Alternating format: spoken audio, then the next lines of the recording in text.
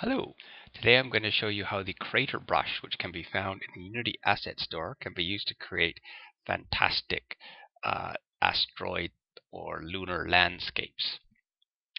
So what I've got here is a terrain, which I've already used the terrain toolkit on to rough it up a bit.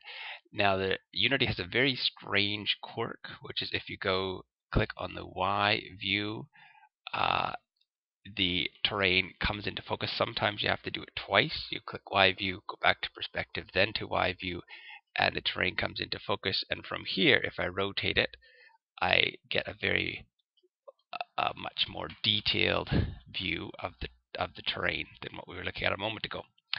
So to use the Crater Brush, I simply drag the brush to the terrain, and then I can just click on the brush, click size, activate the brush.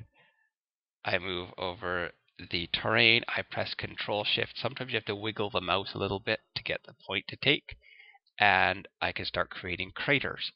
Now notice some of these craters have flat bottoms. That's because the terrain has a lowest point that the points can't go below. So to get around this problem, let me undo those craters. What I can do is elevate the terrain. So I'd go to the Elevate screen, I click this, and I just elevated the whole terrain. So now it's got some depth underneath all these points, so I can smash the terrain with the craters, and they'll make nice deep. Let's make some big ones here. Vary the size a little bit. Some nice deep craters. Some interesting effects can be created. If I reduce the opacity, I get more of the underlying landscape. And if I reduce the crater depth, you can make some very old, ancient, sort of faded craters.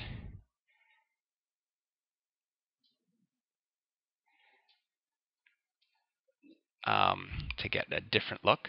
Another nice feature of the tool is this distribute random craters.